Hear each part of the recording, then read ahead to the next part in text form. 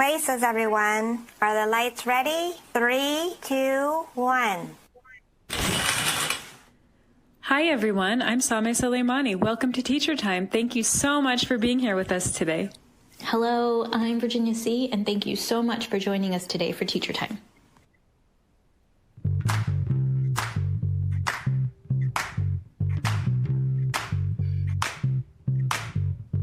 Teacher time, teacher time, teacher time, teacher time, teacher time, teacher time.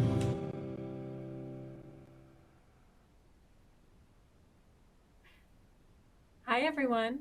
Welcome to Teacher Time. I'm Sameh Soleimani. And I'm Virginia C. We are from the National Center on Early Childhood Development, Teaching, and Learning. We're so excited to have you here with us today. This season of Teacher Time, we will be focusing on positive behavior supports and working together through challenging behaviors, starting with relationships. This is the point in the program year where we've gotten to know our children in our learning community, and everyone is starting to settle into the routines and their learning environment. This is also the point when we often see challenging behaviors emerge in different ways. So these behaviors can be challenging for everyone in the environment, including the adults.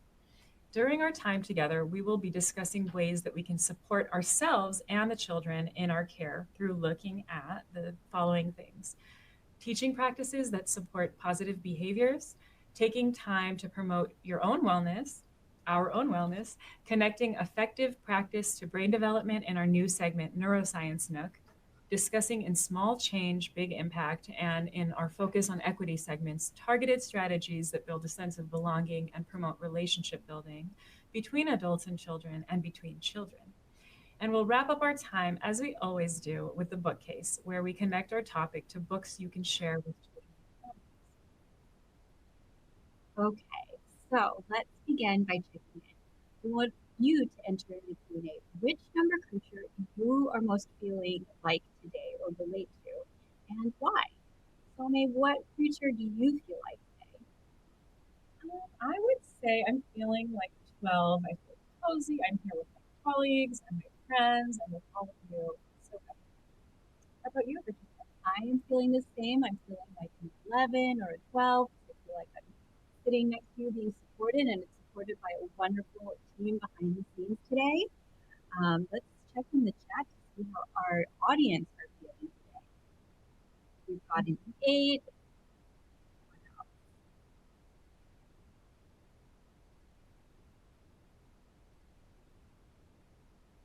Yeah, so kind of, mixed feelings, which is so normal for all of our feeling. So we are so excited to focus this season of Teacher Time on positive behavior supports and social and emotional health, which, as many of you know, is one of the domains in the Head Start Early Learning Outcomes Framework, or the ELA. So the practical strategies that we will be focusing on today will be focused on the relationships with adults, subdomain within the social and emotional domain, as you can see highlighted here. We will also be focusing on positive behavior support strategies that can be used to prevent behaviors that challenge us across all of the ELAF domains.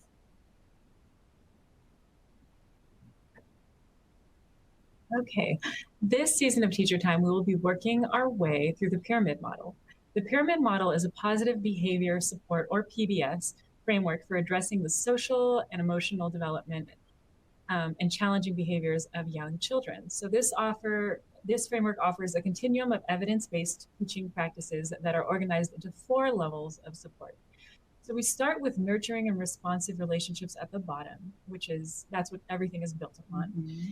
Then we have high quality supportive environments, followed by social and emotional teaching strategies. And lastly, at the top, we have intensive intervention.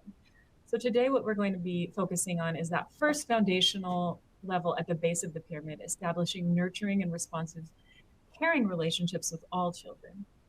Mm-hmm. If you want to learn more about the pyramid model, check out the resources from NCPMI and your viewer's guide in the resources list section. So, before we get into it, we'd love to hear what strategies and practices you already have in place to support building nurturing and responsive relationships with the preschool children in your care. Please share in Q&A. But Sami, what was one of your favorite ways to building nurturing and responsive relationships with the children you worked with? That's a great question, Virginia. The first thing that comes to mind here is that I really like to take time to observe what children are working on, whether it be a block structure, a drawing, maybe something in the sandbox, and ask open-ended questions about it, something I'm genuinely curious about. I see something like, I see you're working really hard on that. Would you like to tell me something about it? Showing a genuine interest in what's important to the child is a great way to build nurturing and responsive relationships. And I feel like children can really feel kind of when we're genuinely curious and want to connect. I totally agree.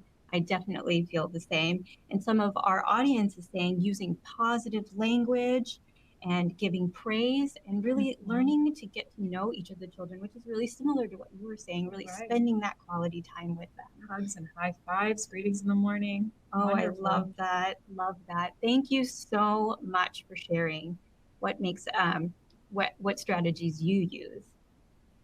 So, positive behavior support, or PBS, is a positive and proactive approach to challenging behavior that focuses on supporting adult-child interactions and building social and emotional skills, specifically executive functioning skills that can help to regulate behavior.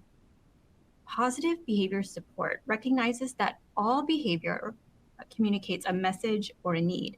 And once educators understand the meaning of a child's behavior, they can, together with the family, teach the child more effective ways to communicate their needs. Okay, so let's turn our attention to you. We do our best caregiving and teaching when we feel well ourselves, engaging in self-care practices that can help educators build greater social and emotional capacity to deal with challenging times. So before we can support children's behaviors positively, it's important to find ways to regulate our own emotions throughout the day. Self-regulation is the ability to manage our feelings, actions, and behaviors. Our ability to self-regulate is foundational to building strong and positive relationships with the children in our care. It's important to note that many different things can affect our ability to self-regulate. For example, our perceptions, our biology, our personal histories, to name a few. We're all coming to the table with our own unique stories and challenges, some of which affect our ability to self-regulate. We also acknowledge that you may have just stepped away from the children in your care to be with us today. So with this in mind, let's take a moment together out of our busy days to care for ourselves through breathing. Pausing throughout the day to self-regulate, release any tension we're holding in, and to recenter ourselves, support our ability to respond mindfully as we nurture healthy relationships within our learning environments. So this quick breathing and regulation exercise takes a total of 16 seconds. If you feel comfortable, let's try it together. This breathing technique is called 4-4-8 breathing. We're going to breathe in for 4, hold for 4, and then breathe out slowly for 8 counts.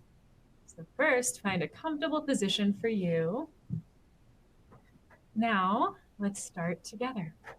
Breathe in through your nose for a count of 4. Taking the breath into your belly. Now hold your breath for 4 counts. 1, 2, 3, 4. And release slowly for 8 counts. 8, 7, 6, 5, 4, 3, 2, 1. Notice how your body feels after the mindful breaths. We encourage you to explore other self-regulation techniques that work best for you. Well, I can say I feel better already. I feel my heart rate slow down. I just feel a little bit calmer. And only 16 seconds. Yeah, It doesn't take much. It doesn't at all. So when we take moments to regulate ourselves, we can slow down enough to support the children in our care in slowing down and regulating as well. So I'm sure many of you are already familiar with this practice of smelling the flower and blowing out the candle. And this is one mindful breathing activity that you can do with preschool children. So if you're not familiar with it, the way you use this technique is to support children in taking a deep breath in like they're smelling a flower, and then have them blow out their breath like they're blowing a candle. Maybe you have a real flower to practice with, or a fake one, or even a picture of a flower that might be laminated. You could also practice with a large unlit candle or a laminated picture of one. But we'd also love to hear from you about any other mindful breathing or mindfulness techniques that you have used in your learning environment. Please share these in the Q&A, and we'll make sure that we share it with everybody else as well. And while you're doing that, also be sure to check out the links under the resources heading near the end of your viewer's guide to find these cue cards, a link to these cue cards. Mm-hmm. And also there's a cutout of that 448 breathing in the viewer's guide under the It's All About You section that you can cut out and paste in your environment. So let's check our chat to see what other great ideas you all have.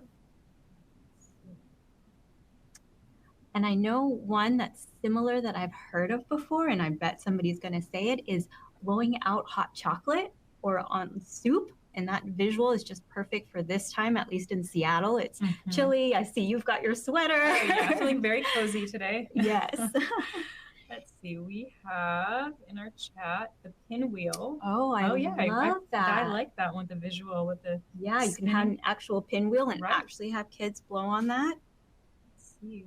Birthday cake breath from Sesame Street. I can imagine that's a really fun one. Oh, that's a good one. Okay. Barbara is saying that teachers are doing the balloon breathing, hands on head, inhale to fill up the balloon, exhale and blow raspberries while waving their arms. Oh my gosh. That's a fun one. That's a really fun one. I wish I knew that one. We'll have to do that one next time. Yeah. And smelling the pizza. Oh my goodness. Yeah. Okay. I'm getting hungry now. Well, thank you so much for sharing your amazing, amazing ideas, and we'll continue to push those out so that everybody can see. Oops. Okay. So nurturing and responsive relationships are key to supporting children's healthy social and emotional development. Children who know that they can depend on trusted and caring adults are better able to manage their thoughts, their feelings, their actions, and to explore with confidence. So I invite you to think about what makes you a caring and trusted adult for each child in your care. Does a specific instance or child come to mind? Thinking about this can support developing more joyful and responsive relationships within the learning environment. And responsive relationships help children build those strong social skills, gain self-confidence, and are more likely to engage in positive social behaviors with peers and adults.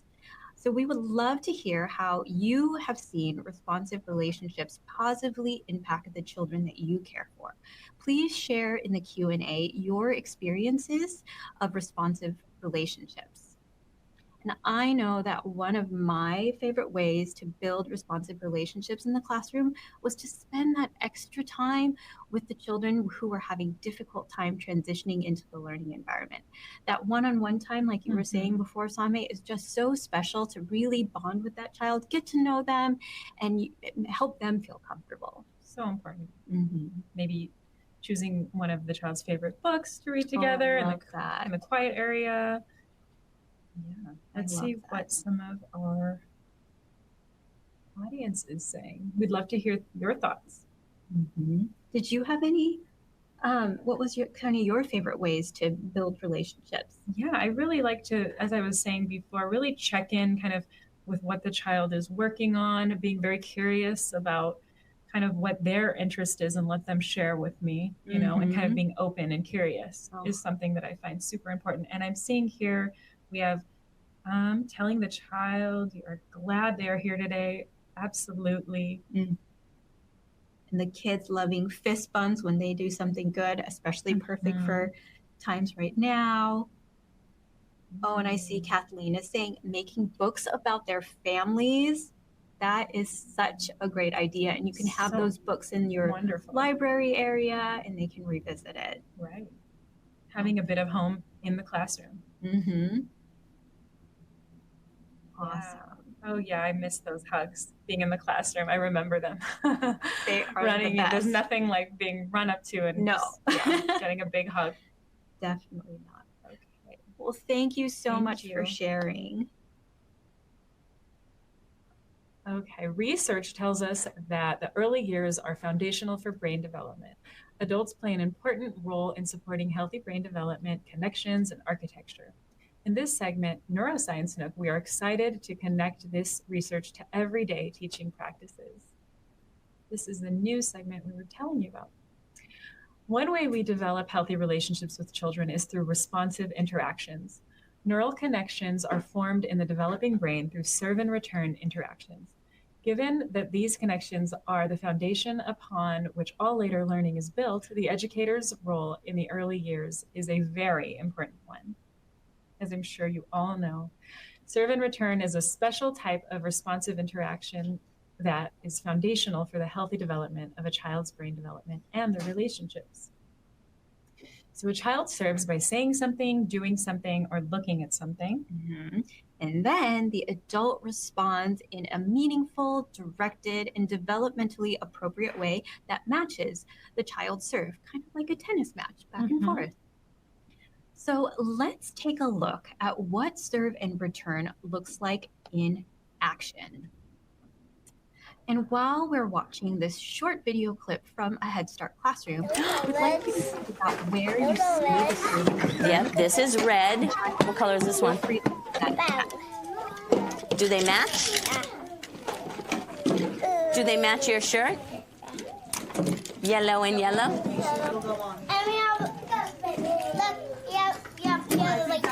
Let's count how many yellow ones we have. One. Here we have more right here. Yeah, one, two. Two. Oh, I see a lot of yellow over there. What do I see that's yellow? All right, watch. Try this. Purple tile. What color are those? Those yellow. Those are yellow. How many? Should we count them? I'm holding it. 2, 3, 4, 5, 6, 7. 1, 2, 3, 4, 5, 6, 7. Is that gonna Look at the red. Do we need to move anything? What color are these tires? Loud. All right, that was such a great video. And before we get into the chat to see what serve and return interactions you saw, I just want to also point out some of the other great things some of our audience noted in the Q&A was Naomi mentioned that one of her kiddos made eye contact for the first time this week, and it was fantastic. And that somebody shared just being on a child's level and being there to be that personal. Mm-hmm. So just some more great strategies. Wonderful ideas. Yeah. Mhm. Love being greeted in the morning. Absolutely. Who doesn't love being greeted in the morning in a Everybody. warm, positive way? Everybody. I think we all love that. I agree. So with that serve and return video, I saw some great interactions between the teacher and the child. She was repeating the colors and then extending it. Right. Yeah. She was very, and again, actually looking at the chat and was on the child's level, right? She was on the ground right there with the children. Okay. And all of, to remind you, all of the links and all of the resources are available should be available on your viewer's guide for you. Awesome. Okay. Now that we've discussed the importance of relationships and how preschool educators play such an important role in supporting brain development, let's shift to looking at practical strategies for how to build relationships. Let's do this by getting back to the basics. So the basics, this is an acronym, as you can see, are a collection of strategies that can be used in any setting with preschool children. The teacher time basics are B, behavioral expectations in advance, A, attend to and encourage positive behavior, S, scaffold with cues and prompts, I, increase engagement, C, create or add challenge, S, specific feedback. In this episode of Teacher Time, we will be focused on 2 letters of the basics for each episode. We hope that you will join us for all the webinars of this season or access them on PushPlay so that you can get all the basics of positive behavior supports. Today, we are going to provide examples of B, behavioral expectations in advance, and A, attend to and encourage positive behavior. Emotional development and build, okay, relationships. So one way we can share behavioral expectations in advance with preschool children is to let them know ahead of time what will happen next, which I'm sure many of you are already doing. And we know that this shows respect to and for the child and helps preschool children develop a trusting relationship with the educator. So this might sound like, we're going to clean up for group time in 5 minutes, so it's a good time to start finishing up what you're working on now. Or first, we will wash hands, then we'll sit down for snack. Or you might say something like, after you get your coats and shoes on, you can look at a book by the door until everyone is ready. And finally, when we come back inside, it'll be lunchtime, then it'll be nap time. Let's get our mats set up now so that we're ready to rest after lunch. So over time, children will learn that the educator means what they say, especially if they say something ahead of time, like, in a few minutes, I'm going to sit down and read a book with you, and then actually follow through and read that book later. So let's watch what this might look like in action. And as always, we'd love to hear from you. So as you watch the video, think about what you notice in the video and how you see behavioral expectations in advance being demonstrated. And of course, if you'd like, share what you see in the Q&A.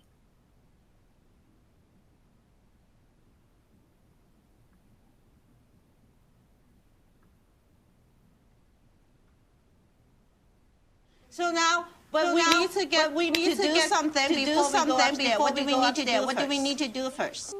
Eat. We need to eat, and before we need to eat, what do we need to do? What do we need to do? We need to go.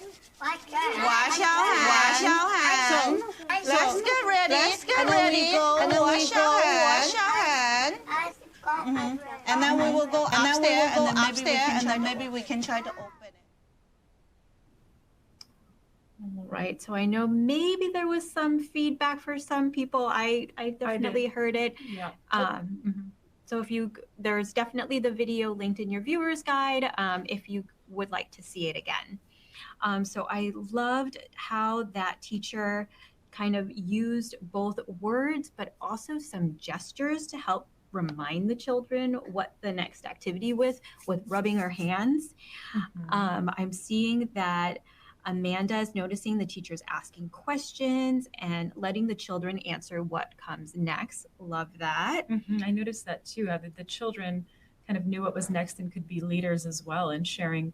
They know how their routine goes. And I thank you for, somebody commented that they did hear feedback. So thank you for being patient with us. Clearly stated, Kathleen says, clearly stated what was coming next. I also liked the hand rubbing. Somebody else mentioned the physical as gestures as well. And repeating the responses. I hear you. Wonderful. Awesome. Thank you. Now let's think about how we can attend to and encourage positive behaviors. So the A in the basics. One way we can do this is by letting the child know you see them when they are engaging in positive behavior. An example of attending to and encouraging positive behavior is narrating what the child is doing or recapping what you saw happen. This connects the child's behavior to words that describe that behavior as positive. There are a few things to keep in mind when naming positive behavior and building relationships. One is to show interest in the child's experiences and ideas, communicate with your body language, tone of voice, and words that you are interested in what the child is doing, thinking, and saying. This is an opportunity to really be present with the child and tap into what you're genuinely curious about and noticing. It might sound like, I am very curious about your block structure. Can you tell me more about what you're working on, with warmth and curiosity in your tone of voice? It might sound like, Dylan, I can see you're very excited about your turn at the easel. Do you have an idea about what you want to paint? Match the child's level of energy volume, and emotional expression.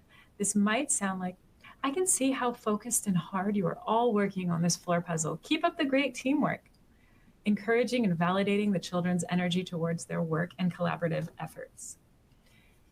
Share affection and use words that communicate respect. This is at the foundation of building all relationships. This is also modeling what respectful interactions look like. You might say, "Thank you so much for helping, Amelia, put all those books away. That was so thoughtful."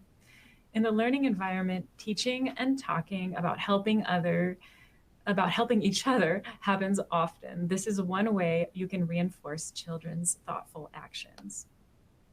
So let's watch and see how to attend to and encourage positive behavior in action. While you're watching, please share in the chat how you see the adult engaging in this practice.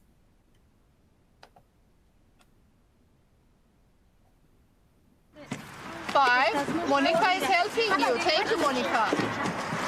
6, 7. Thank you, Monica. You're pouring water. I like that. Thank you. You keep adding water.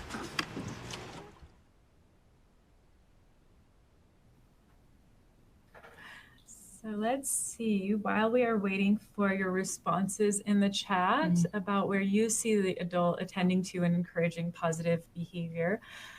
Let's see, the teacher here, what did we know? So the teacher here is communicating, yes, I see you, I hear you. Thank you for being such a helper, such an important part of the community. You hear her saying, thank you, Monica. And definitely that some of that parallel talk, kind of saying you're pouring the water in and really reinforcing that, yes, that's what we want. That's the activity, and you're doing it the way, in a safe manner. Let's see what we have here. Teacher is describing what children are doing, Elena says. And Amanda is saying the teacher stated Monica is helping you, and kept telling Monica thank you when she put something in the bucket. So really reinforcing that positive behavior. Right. Teachers vocalizing the action. I love that. Vocalizing is such a wonderful word. Making the child feel noticed. Oh, I love that. Just really letting the child know that I see you, I hear you, and look. Yeah. Again, at the child's level. So, right, the teacher positioned herself sitting in a way that she could be at the child's eye level. Wonderful. Thank you. Thank you for sharing your thoughts. Keep them coming. And now we're going to move into our segment called Small Change, Big Impact, where we will share how 1 or 2 small adjustments to the way that we set up our environment, modify our curriculum, or engage with children can make a big difference.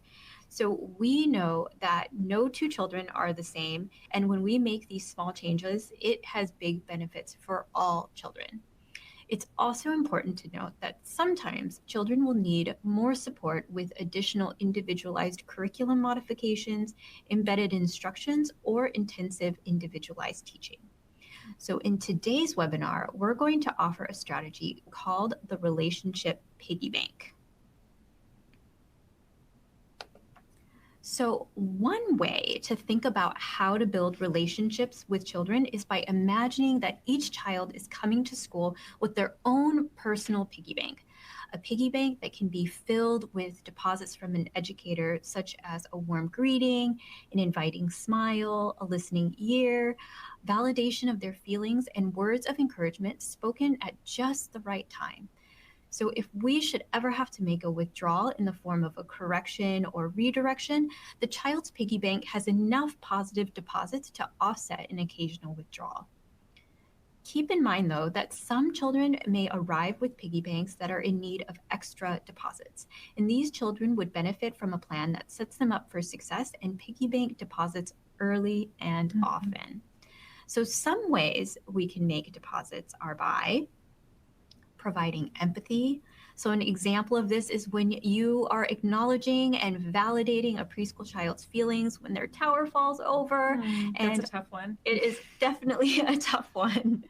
And maybe offering a hug to them if that child likes hugs. Another deposit could be playing together. An example of this might be when you are following the child's lead and building a block structure together. Another deposit might be giving a warm greeting. An example of this is when you're showing excitement that the family and child are there, having a quick check-in if the family has the time in the beginning of the day, and supporting both the child and family member in saying, see you later in a way that feels good to everyone. Make sure you check out the viewer's guide for a visual choice board on ideas on how you can individualize greetings. And then our final example of a deposit can be positive daily check-ins. So this could be when you're writing a note on a daily sheet, a positive phone call to the family, or sharing a story at pickup or drop off. I know that was one of my favorite ways. And really, you know the families you partner with best and which method of communication works best for each family. We have even more ideas and information about the Relationship Piggy Bank in our viewer's guide, so be sure to check that out. And remember that while this strategy is important for all children, including children with disabilities or suspected delays, the piggy bank deposits, as for all children, should be individualized. For example, positive feedback may help a child connect their words to their behavior, saying something like, thank you for stacking the blocks with me. We cleaned up this area so quickly with your help. Nice teamwork, and a high five. While another child might understand this with a quick thumbs up from across the room without any verbal cues. And there are many reasons why a child might not receive as much positive deposits or interactions. So the piggy bank strategy is one that ensures that all children are receiving positive attention. So we invite you to also share what deposits are look like in your learning environment in the Q&A. Same, while we wait for our audience to share, what was one of your way or is one of your ways to make deposits? Well, actually, mine is quite similar to yours because I also really like the positive check-ins, touching base with the families at drop-off or pick-up with a positive story about what a child might be working on or something that happened that day, something like, today, Sarah showed me that she could do the monkey bars all by herself, which is something that happened a lot in the preschool classroom. Or Brandon has been sharing about what he is learning about volcanoes in his new book. He has been teaching us so many interesting facts, which is definitely also an anecdote I taking from the preschool classroom, where I learned all about volcanology, and I didn't know what that was. And my friend, my 3-year-old friend, taught me all about volcanology, which was incredible. And I had to share that with the family. I love that. So some of our audience members, you're saying stickers throughout the day, playing with them and following their lead. That's a great deposit. Positive stories that drop off with families. Thumbs ups, positive notes to parents. I love those. You know, even a note on a sticky note, right? At the checkout, if you're using the checkouts, those are just so great to have. Yeah, I think oftentimes we check in when there's something, there's an issue or something that's happened that, it's kind of like a problem that happened during the day. So it's really nice to remind ourselves of all the wonderful things that happened and be able to share that with the families too. Absolutely. So more positive than negative. Oh, and Elena is sharing, it's a great idea to write down good behaviors or actions and then read those later to the group. Oh, that's a wonderful idea. Yeah. Playing with and actively engaging with each child to their specific needs. These are so wonderful. Yes. Thank you so much for sharing.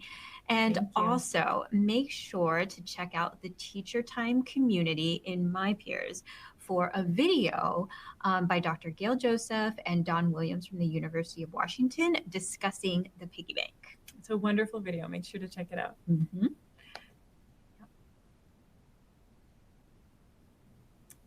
Throughout this webinar, we have been discussing ways to foster social emotional skills for all children. So today in our Focus on Equity segment, we will use our equity lens to take a closer look at implicit bias and its impact on building relationships with children. As we all know, relationships are complex. Many of the ways we relate to others are rooted in our cultural background and past experiences. Sometimes subtle biases that we might not even be aware of can interfere with our ability to relate to another adult, infant, or young child. The process of uncovering these implicit biases takes time and reflection. Yes, definitely. So let's take a moment to hear about interactions and implicit bias from Dr. Gail Joseph and Don Williams from the University of Washington.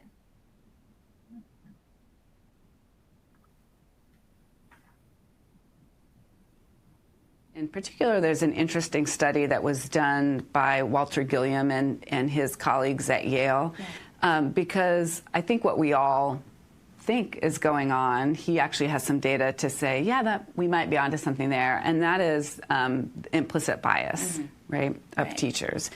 What he basically did is he recruited some teachers into a study, and he said, I'm going to show you a videotape of children, and in the videotape there were 4 children. There was a white girl, a white boy, African-American boy, and an African-American girl. So it's 4 at a table, and he tells them, okay, I want you to watch for the challenging behavior that's going to occur in these videos, and had this kind of cool eye tracking device, glasses on, and basically could see where they were looking. And they, with that setup, looked for challenging behavior. Yeah. Who do you think they looked at? The black boy. Yeah. And there was no challenging behavior. There's none in the video. There's none in the video. They still saw that. But they see that, they look there, and so there's this bias, and you know, these biases occur. We live in a very racist society, you know, media images. There's all kinds of ways that we grow up with these biases, and they happen. We bring them into the door of our preschool classrooms, right? Yeah. And so I think about, too, like, I mean, it was years ago that I was a teacher, but I had a very diverse classroom. And I wonder, too, like, how was I acting? How was I, you know, was I seeing that the African-American boys in my classroom were having more challenging behavior? Did I regard them as having more challenging behavior? And then I think the other piece of that is, did I, when they had challenging behavior, did I react and interact with them in a way that was different than what I did with white children in my classroom, right? And, you know, it's one of these cases where I wish that I knew what I know now back then, because I would have been really mindful of that. And I think I would have asked for my supervisor and my coach to watch for that, right? To give me feedback on that. Was that happening, right? Because we know that we have implicit biases. I have implicit biases. How were they acting in those classes? That was such a powerful video. So powerful. Definitely. Yeah, definitely. I mean, so I mean, that again, speaking of how important, how it does take time to really reflect on our own biases and how, you know, they're not necessarily intentional, but we all have them. And it's really important to take that time to look within. Exactly. Yeah.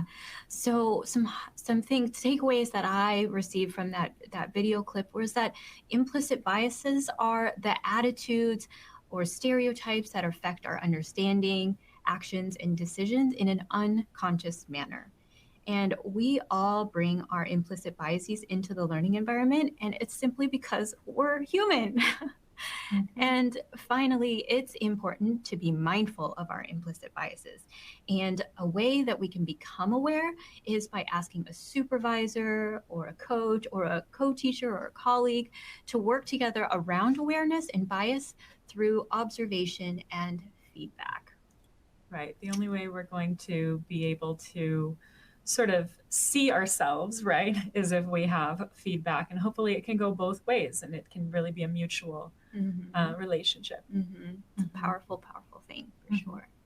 And there's also a positive attention tracking sheet in your viewer's guide that can help assess the positive to negative ratios of attention in a learning environment. So be sure to check that out. And also, when we are thinking about intentionally connecting with children in your care in meaningful ways, it may be helpful to consider the following statements. For example, I made this child feel included today. I asked this child a question about themselves or their family. I showed genuine interest in the child today. I had high expectations for this child. I let this child and their family know how much I enjoyed them. And I supported this child to learn a new skill today.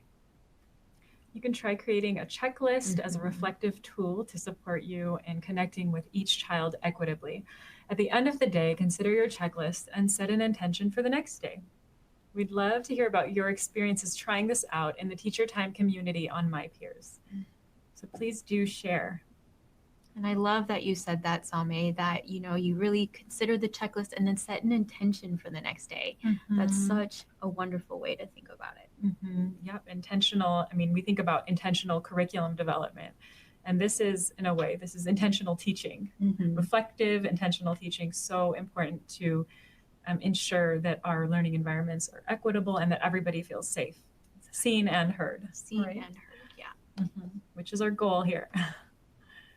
Now we have the opportunity to hear again from Dr. Gail Joseph and our Teacher Time librarian, Emily Small, for our bookcase, where we highlight books related to our episode's theme. So let's check it out.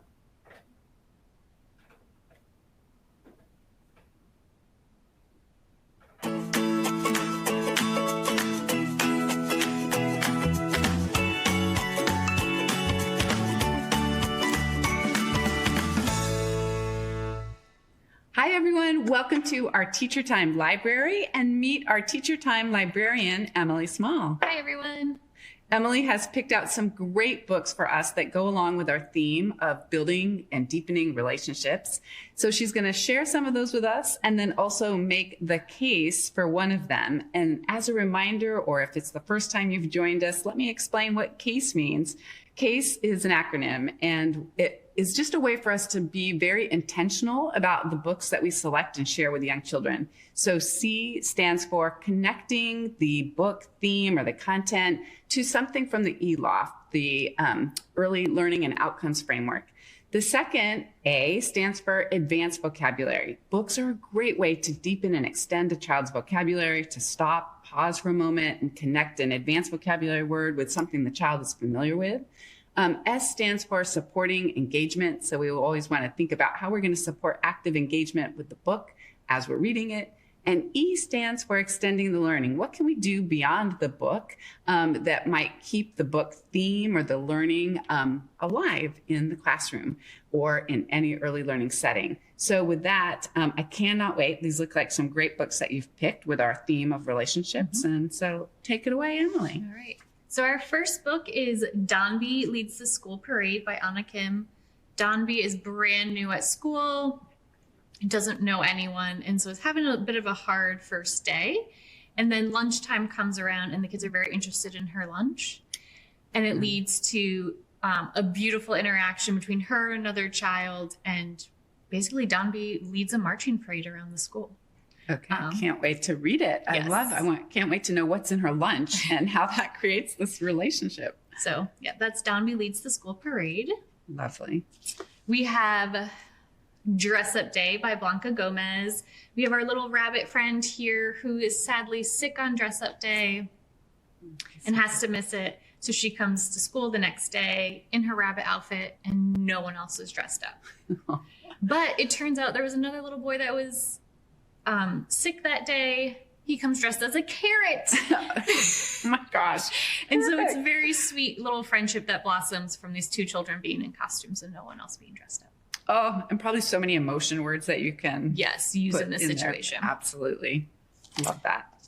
We have Thank You Amu by Ogi Mora. Amazing book. Takes place in a city. showing the relationship between this one woman and her community, and then how her community shows up for her at the end. The illustrations are all collage. I brought a special edition. This is called a Wonder Book. Please check your local libraries for them. They are read alouds. You just hit the on button, you hit play, and it reads the book out loud to you. It has the little chime so that children know when to turn the page. This could be a great thing to use in maybe your quiet area, or a table just for two friends to read a book together. So check out Wonder Books. I could see that. They could put that kind of like a head jack splitter in there. Yeah. That's incredible. You just put it right. And I love that so much. Wonder Books. Wonder Books. So no more cassette tapes. No more cassette tapes. Okay. All right. It's great.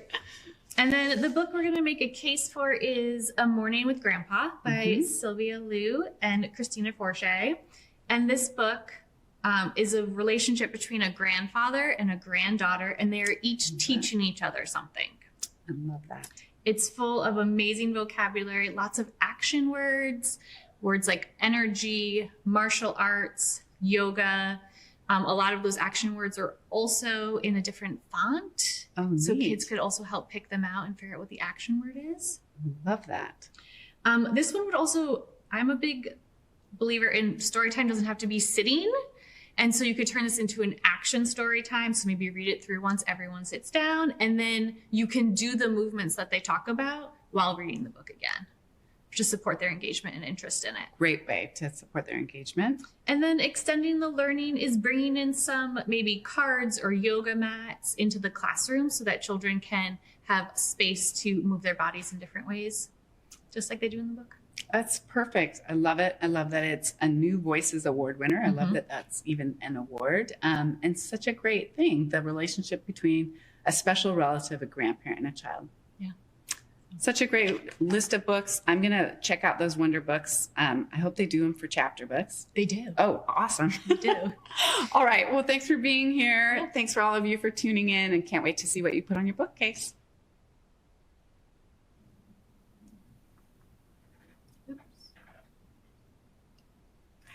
And that's our bookcase. What a wonderful set of resources highlighting building relationships with preschool children. Remember that you can find this list of books in your viewer's guide. And I love those Wonder Books. I think I'm going to check them out myself. Yeah, we've come a long way. Yes, we have. So now we have time for a few questions in our Q&A. So enter those questions into the box and we will pick a few to answer live here.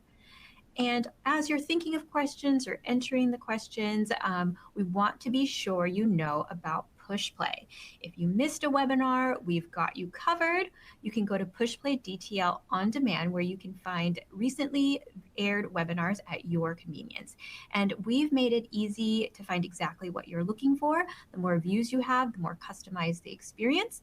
And be sure to bookmark the site and save it, or you can find it on My Peers. And also, if you love toddlers, we encourage you to check out a new podcast called Parallel Play, which is a podcast for educators who love toddlers on the ECLKC website and in the Head Start Talks app. And one more thing, we're including certificates of completion. So make sure you click on the link after the webinar, and we'll also include that link in the evaluation. Okay, wonderful. Thank you so much, Virginia, for sharing that important information that oftentimes we don't have time to get to. So I'm so happy we had a little bit of time today for that. And let's see, I see a question here. Do you have bookcase recommendations for children who are younger, toddlers, for example? And yes, we do. Great question. So remember that your viewer's guide actually includes all ages birth through 5, and you will see bookcases for infants. You'll see a bookcase for infants, for toddlers, and for preschool age. So you will see the entire list with authors and titles there. And let's see what else. Looks like somebody is commenting on the feelings tree, which you have the copy of your slides. And is in the resource widget. In the resource widget, that's right. Yep. And Great. Thank you for your questions. Okay. Would you like to share a little bit about My Peers? I will. Yes. Thank you, Virginia. Okay. My Peers. Is a social network where early childhood professionals can brainstorm, exchange ideas, and share resources with colleagues from across the country. Members can join communities and work groups in the My Peers network. So this is really a wonderful way to connect nationally with fellow colleagues. And if you aren't already a member of the Teacher Time community in My Peers, we invite you to join. We welcome you. And we'll expand our family. Let's see.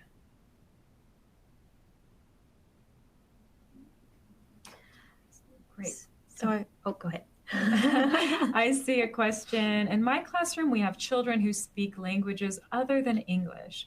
How can we provide behavioral expectations in advance in ways that all children understand? That's a really wonderful question. Such a great question. And I think one of my favorite ways, I worked in a classroom with many, many different languages, and I only can speak two. Unfortunately, I wish I could speak more. But one way was to use visual images. And I think somebody mentioned in the chat about providing a visual schedule with pictures. And there's great ways you can either flip picture schedules, over when that activity is done, or use a little clip to show the child what is happening next. And you can also offer maybe individual schedules if one particular child, it's helpful to have additional reminders. So pictures and gestures are a great way for children that speak multiple languages. Thank you. Yeah, multiple means of representation. Absolutely.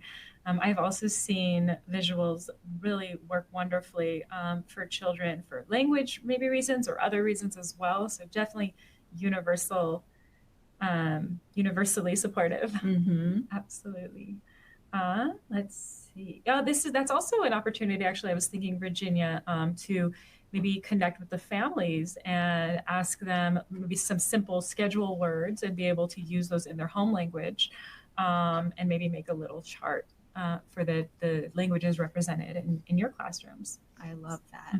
An opportunity to connect. Definitely. Yes. Let's see. Okay.